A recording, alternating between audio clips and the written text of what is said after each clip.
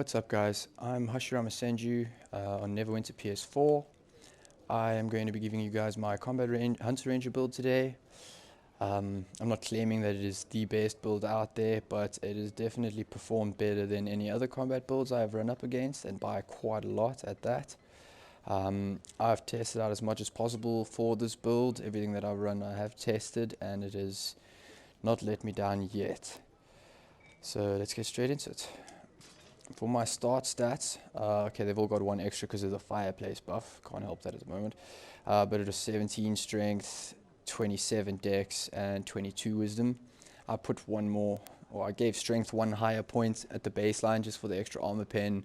When I rerolled at the time it was necessary. I was planning on going Dragonborn soon, so that strength will actually go over to dex. So I'll have a base of 28 dex and 22 wisdom, and then only 16 strength when that comes.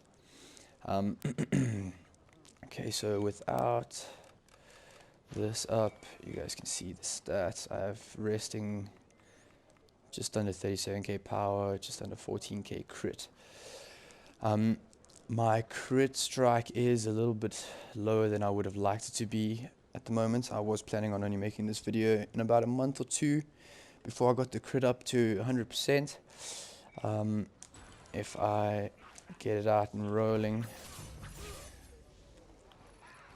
these are the buff stats. So I sit at about 50k, above 50k power and 30k crit.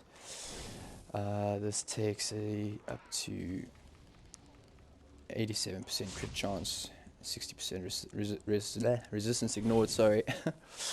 This is also important. What a lot of people don't understand and combat rangers don't know is that our recovery and recharge speed is actually quite important for this build. I aim for about 8k recovery with my bondings up. It's a little bit high right now. It's just because of other items I need to swap over. I'm waiting for things. As far as my gear goes, I'm running 3-piece Vivified Relic armor with Jarl's Gaze. I have the relic weapons at legendary. For my main hand's artifact power, I go with the split strike, which is essential. On the offhand, I go with blade storm, also just as essential, and companion influence. Because as you guys can see, my combat advantage bonus is already way over the diminishing returns cap. For rings, I have one great Historian, also the recovery helping out there. The Ring of Sudden Precision +4, I'm obviously trying to swap out. That has been a nightmare. I've been trying to get Brutality +5, or one of the Precision +5s I wouldn't say no to, but they just refuse to drop for me. Set bonuses. Now, contrary to what a lot of people think, the Orca set is best in slot for combat rangers, especially if you're running the right rotation. There are no abilities that I use that it does not proc with or work with. And it pulls very clearly ahead of the Dex belt and the Last Mouth Neck and other artifact sets. The only problem, which I was also waiting, or wanted to wait before making this build, is that the next mod is going to be dropping a new neck which gives Dex and Wisdom. And though I am about 90% sure that swapping to the Dex belt with that neck will end up being better, and I will then end up swapping Shard of Orcus Wand, which is ready to be mythic. I literally just haven't upgraded it because I found out about the new set coming. And if I do switch to that set, this will be swapped out for Sigil of the Controller for the 1000 power and crit. And then the Twine Rope of Dexterity and the new neck that's coming out. It's called Company's Neck of Dexterity or something along that. Company something, can't remember exactly. Okay, so then on to my feats again. Right, so toughness 3 out of 3 for the hit points, pretty important for us because we're always inside the trouble. We do tend to get hit a lot more than other rangers. 3 out of 3 for the crit chance, self-explanatory. I did not put any into my daily powers because it is something that really is not used much. I mostly use my daily power as a minor filler every now and then to help proc Shepherd's Devotion, the mount insignia, or else I use Forest Ghost if we are fighting a lot of mobs and I get some aggro. Plus it helps also with the Shepherd's Devotion on the group. I went 1 out of 3 and less threat, 3 out of 3 for 3% more damage when you change stances. This is also very important in the rotation. 2 out of 3 for deflect chance, 3 out of 3 for encounter damage, 2 out of 3 for at-will damage if they're not targeting you, 3 out of 3 for the bonus dex damage.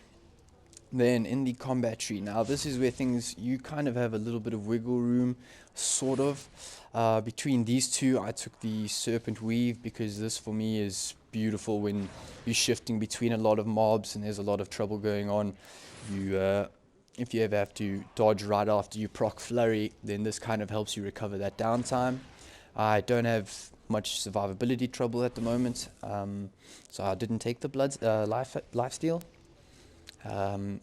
I then put 5 out of 5 into Warden's Courage for the bonus throw caution, which is a huge part and probably even like part of the framework of the combat build for PvE. This is also Storm Warden, sorry, I forgot to mention, but I am a Storm Warden. It is, in my opinion, the better of the two paths for combat. Pathfinder is very good single target, do not get me wrong, but as far as AoE is concerned, it does not keep up. Back to the feats. So I could see this. I'm considering swapping out Wild's Medicine over to this, because in PvE, Wild's Medicine, I mean, it's useful, don't get me wrong, but it's kind of situational, I suppose. So I was thinking about going for this, but the issue with this is that it also would end up probably having to be changed later once I have full rank 12s on my companion and myself.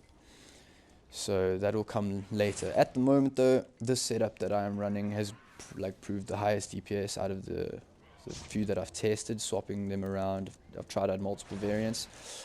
Serpent Weave 5 out of 5, Warden's Courage 5 out of 5, Lucky Blades 5 out of 5. This is really good actually. Whenever you critically strike or deflect, you gain Lucky Blades, which increases your AP generation and encounter power damage. This is actually really, really useful for us. Very big part of our damage as well. Skirmisher's Gambit, this is beautiful. 10% less crit chance for 50% crit severity. This is what gives the combat ranger a lot of their beastness. Piercing Blade. This is a feat that has also caused a lot of confusion within combat hunter rangers. People think that because of this, you don't have to worry about armor pen at all with this build. That is very wrong. PvE, you need the 60% resistance ignored cap, just like any other DPS or any other class. When it comes to PvP, though, this does allow you to forsake armor pen for more power and crit. So that part is correct, but PvE, you need just as much armor pen. Wild's Medicine is a stacking self-heal. The main reason I took this was to make my build able to keep up in PvP as well. This is really broken when you have high deflect. If you're ever in trouble in PvP, you just run out for a little bit, go invis with Forest Ghost, and by the time you come out, you're pretty much full health again. It's beautiful. Battle Craze as well. This is also just another very broken little feat. More deflection chance and more melee damage, stacking up to 5 times with each hit. 6 seconds. We attack so fast, this builds up really quick, stays at max stacks. This never really drops on boss fights, even group fights. Scything Blades, again, more melee damage, 5% base and 5% more for each foe within 25 feet. Blade Hurricane, this is now where our build comes from, essentially, and what it revolves around. Using a melee encounter power procs Flurry for 2 seconds. During these 2 seconds, using the right encounter powers to proc it, you can get out 3 at-wills and not just 2 when you're using the right things.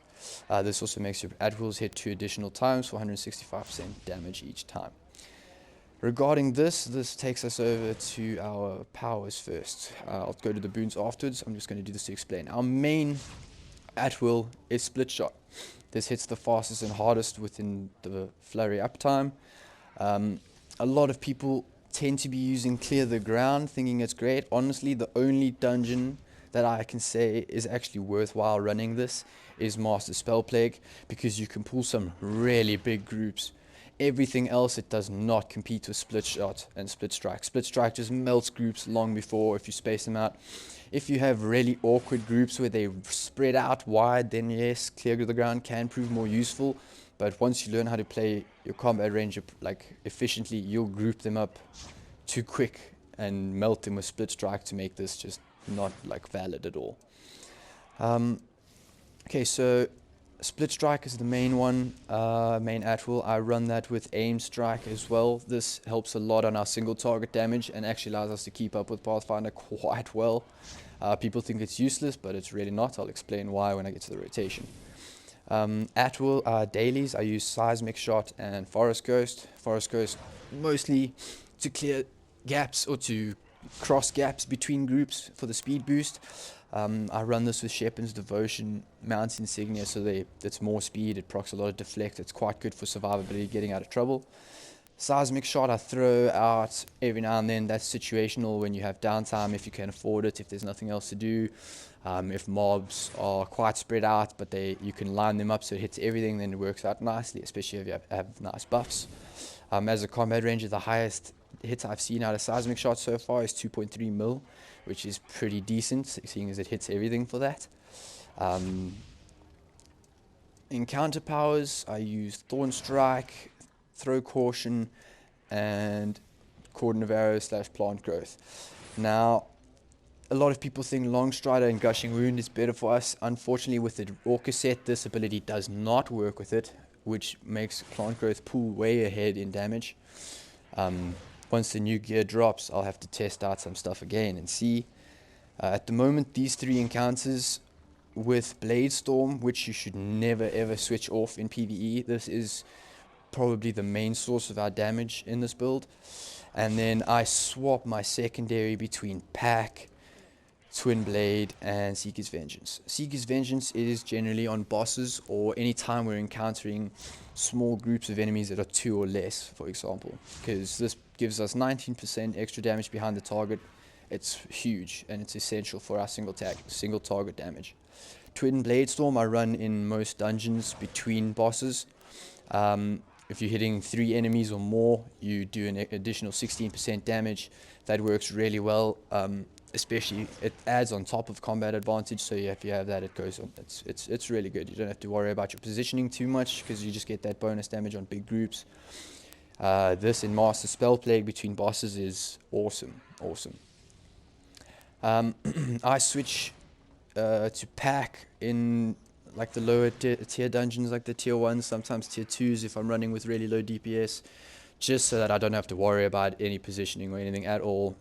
That normally provides enough damage bonus on the burst to kill groups quick enough for them to before they can even do anything anyway. So okay, then Throw Caution. So this is really important for our build. The damage buff that this gives honestly provides some crazy differences. It's really insane. This, you need to make sure you have Throw Caution up all the time during your rotation. I will get back to that and explain it later again.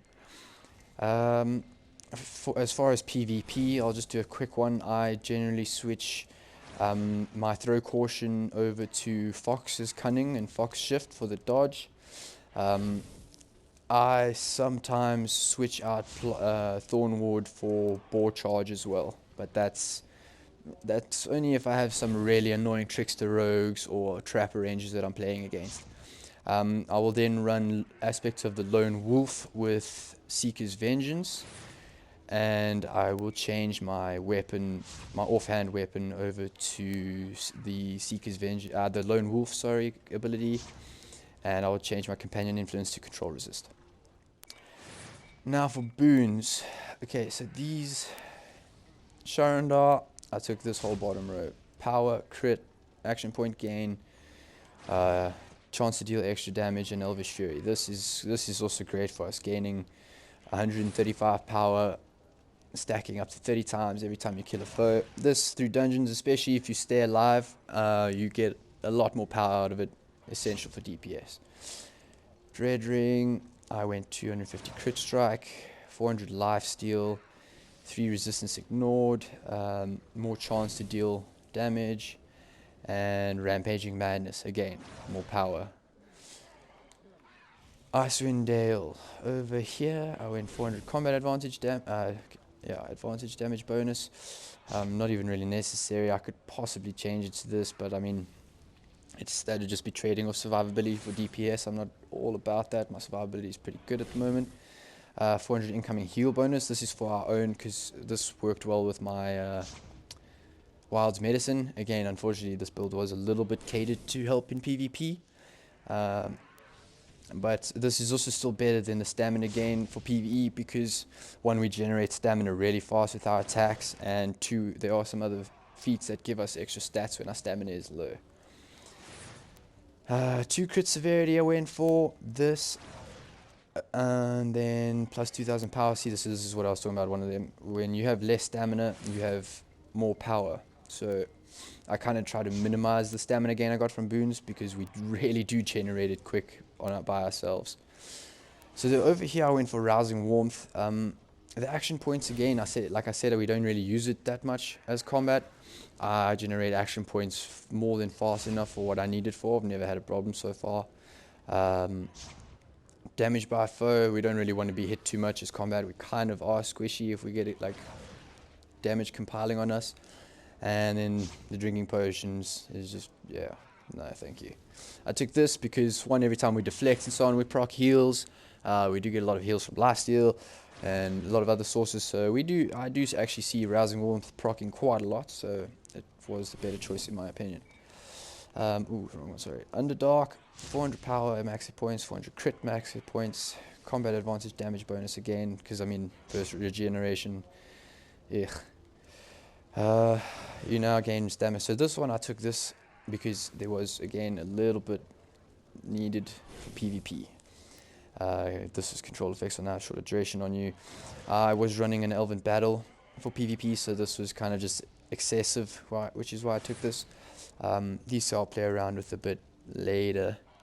For full PvE, when the new mod comes, I will probably switch over to this just in case, and take this for PvP still.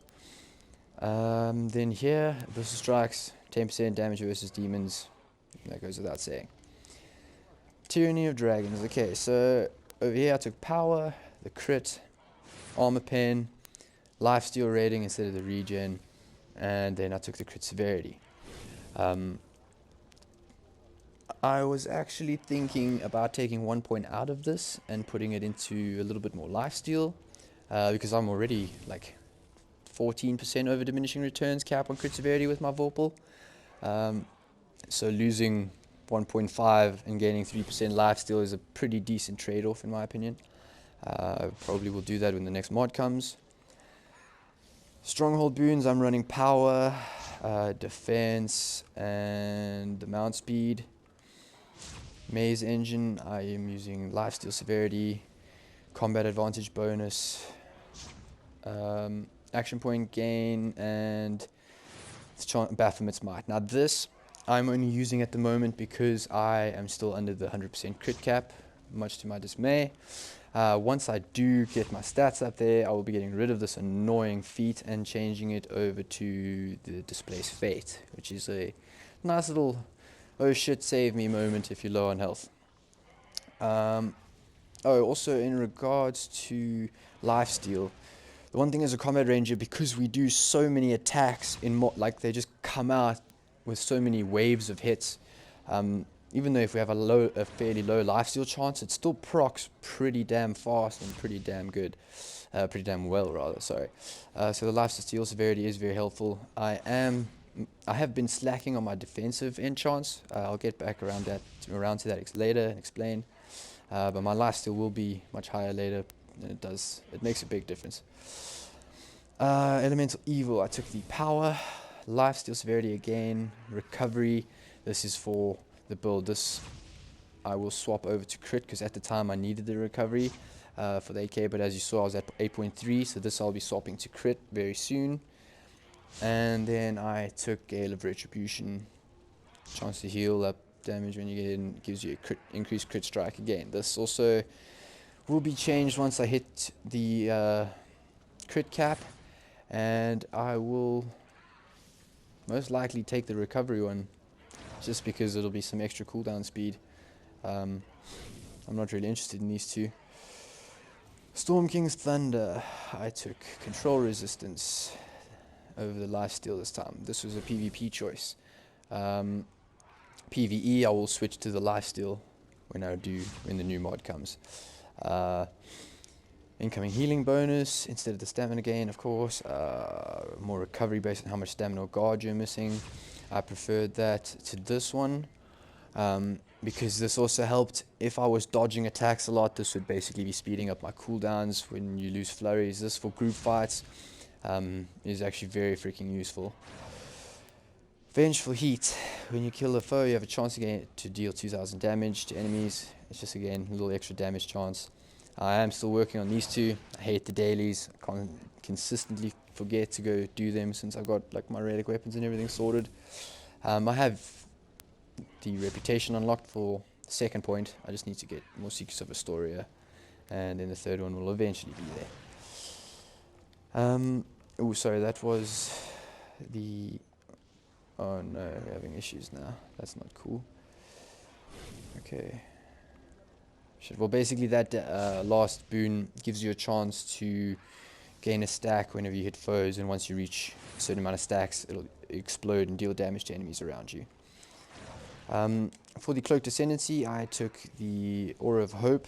This was just to help my group mostly, because the stun is only, I mean, it's useful in PvP of course, and PvE to a certain extent, but you can't compare it to this. This is one of the best boons in the game at the moment. For group play, it's quite monstrous. I then took the Crit Severity, and I took the Recovery, which is necessary for the cap. I mean, that instead of Lifesteal was necessary at the time, which is why I'll be able to switch over to the crit for the previous boon.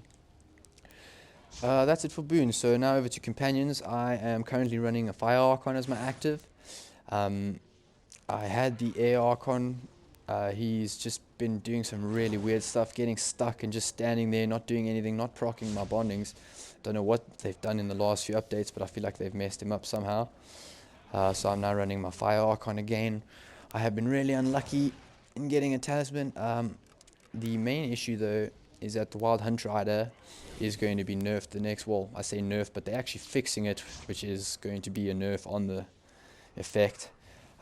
So this will be coming out, and it will be replaced with my Sellsword, who is ready and waiting to go to Legendary. I just need to I have a waist ready for her. I will use the neck of the Air Archon until I get a better one. And I'm just trying to get a Sword Knot at the moment from Gambits, and then I'll switch to her. But for the moment, you can consider this as your active and best lineup. So you want a Sellsword as your summoned companion. For the debuff that it provides you from Wicked Strike. Where is it? Over here. The final strike of Wicked Strike now shreds 10% of the target's defenses. This is an AoE effect. It happens on everything that gets hit by the final strike. It can stack up with other debuffs. It's really good for group play. It's essential for DPS, essentially.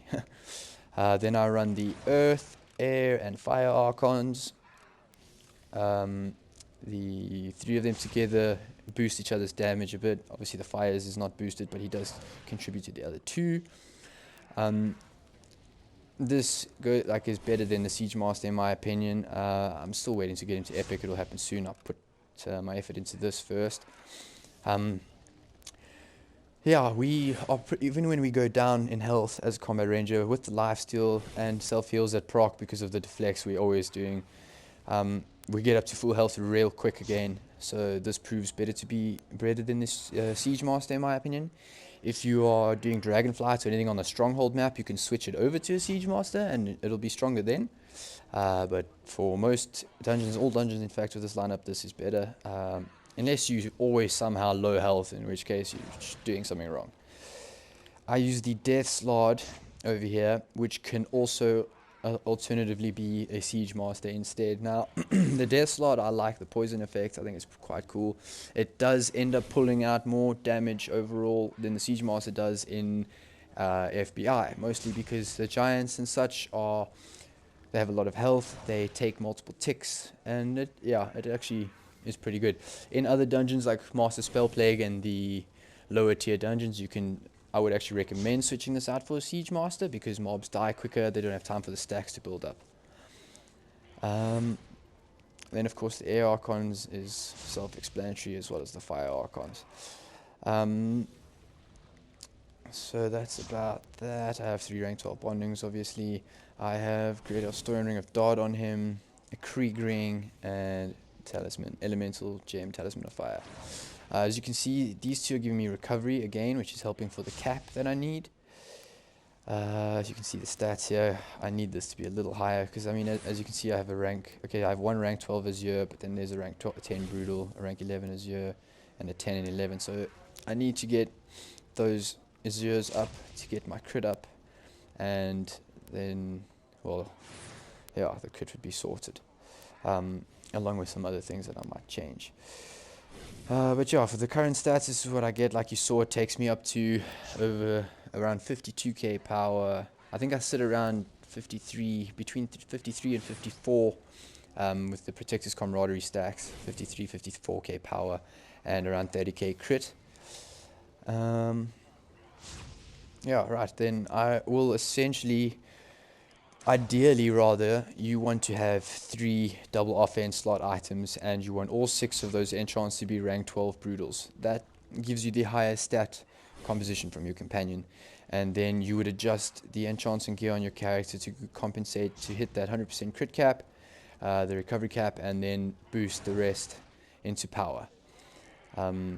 But that is what you would want to have at the end point. Your end result, at least, is full brutals on your companion, and then mostly brutals on yourself, alternating whatever else you need to reach caps. Over to mounts, I use Gladiator's Guile for the speed. This is essential for every class in this game, in my opinion. Shepherd's Devotion. This, you can switch between this and Artificer's Persuasion. I like to swap them up depending on the group. If I'm running a group that is really like well coordinated and high geared and doesn't really take damage or die, I will switch over to Artificer's Persuasion, because that gives me more burst when I pop my Wheel of Elements and my mount combat power and everything. Assassin's Covenant, also essential for any DPS class. If you don't have it, you need to get it.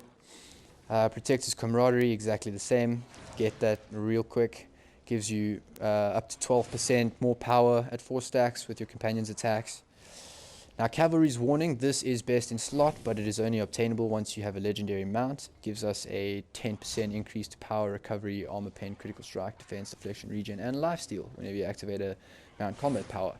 This is really, really nice. Makes a nice big difference. Yeah, so I have the 4,000 plus 4,000 power for the equip power. This is the only legendary amount I have, so this is the power I'm using. Its knockback can be a bit annoying. It can also be really great sometimes. Saves you and pulls off some crazy moves where it sometimes knocks all spread out mobs and groups them up together somehow. I don't know, but yeah, it's a very touch and go combat power. But yeah, I really like it. I also don't really have any other choice at the moment. As far as my insignias go, I am running, there's a lot of aggression at the moment for the armor pen.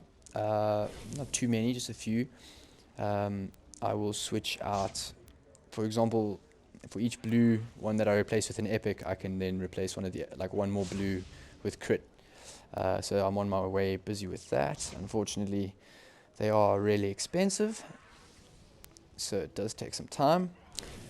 But yeah, it's mostly recovery and armor pen are the most common ones here to hit the caps I needed there. Alright, I think that's about it. Okay, so over to gear. Enchants, I run the Vorpal enchant. It's at pure right now. It is ready to go to trance. I've had a lot that I've been upgrading after double refinement, so it does take some time. I'm also trying to get my pure bark shield up to trance at the moment, also ready. This is definitely the best for us for our armor enchantment, in my opinion. This has saved my life so many times when stuff gets a little rough or sketchy. I think it outperforms Soulforged in everything except MSVA. If you have a useless group who can't free you from the ice and you end up dying, that's the only time Soulforged really beats the Bark Shield, in my opinion. So the Orcus set I have discussed, and this was a lucky drop. This is great power crit armor pen. This helped a lot. The Wheel of Elements, this I cannot stress enough. A lot of people think this is not that big a deal useful. It is. It really is. The longer you have it, the more you get used to it, the better you get at timing it and popping it, and you end up removing most of your downtime. Don't ever really have to like lose any fight time except in the middle of bosses, but even then it's a second to 2 seconds you lose, and then for the 30% damage bonus you gain for that period of time, 28 seconds, you only end up having a 32-second cooldown on this. It's monstrous. There's no way around it. Every DPS class should probably have this as their, I mean, maybe not every DPS class, but I know most, and combat rangers most certainly should have it as their active. The Heart of the Blue Dragon I was using for the crit and recovery. It also gave combat advantage bonus, which was better than like control resist or something that's PvP based. It might be diminishing returns, but it is still more damage nonetheless. Orchestral, nasty stats. I actually will not lie, I like the movement quite a bit. But yeah, this I will end up swapping over to the Sigil of the Controller purely because it's plus 1000 power and plus 1000 crit. There aren't any other artifacts that have that combination, sadly, even with that extra little control resist it gives, that's not desirable. But that'll be with the Dex belt and the new neck, as I said. I used Jarl's Gaze for the extra power it gives. This I could probably and should probably actually put my relic helmet back on for the moment. I do have it in my bank vivified. Wait, maybe it's in my bag still. No, so it is in my bank vivified and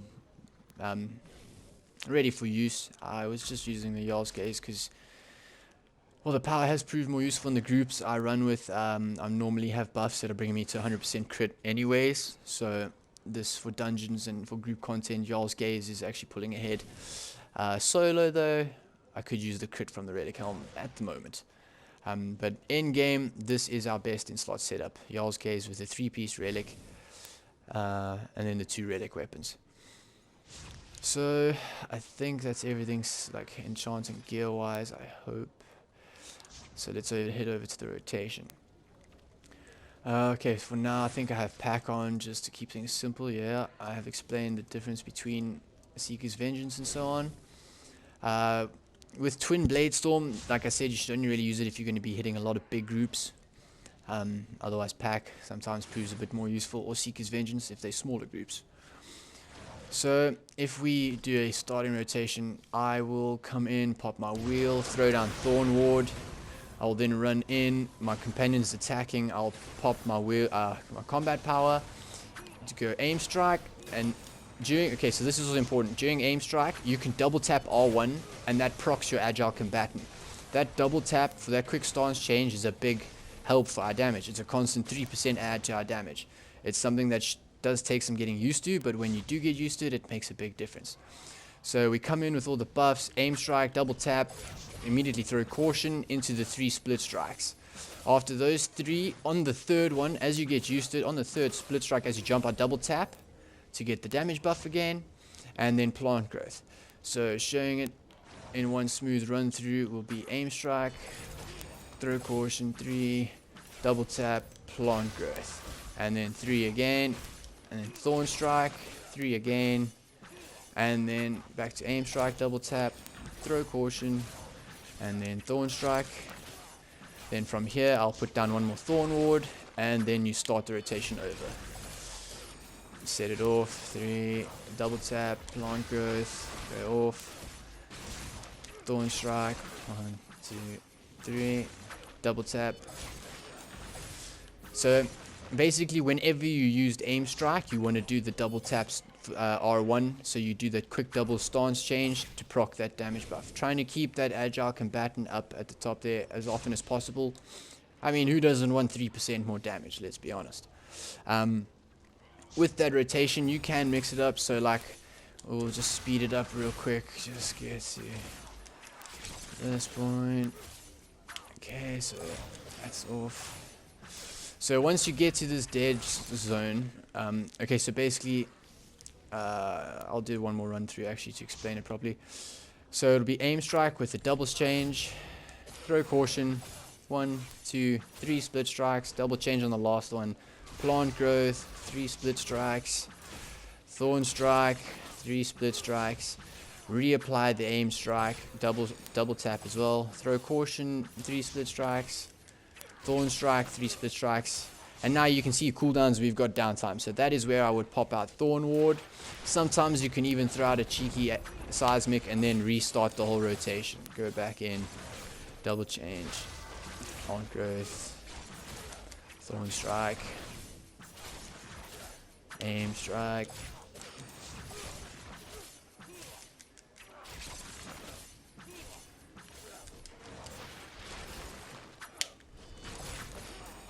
So there you guys can see. And there you have it. So, oh.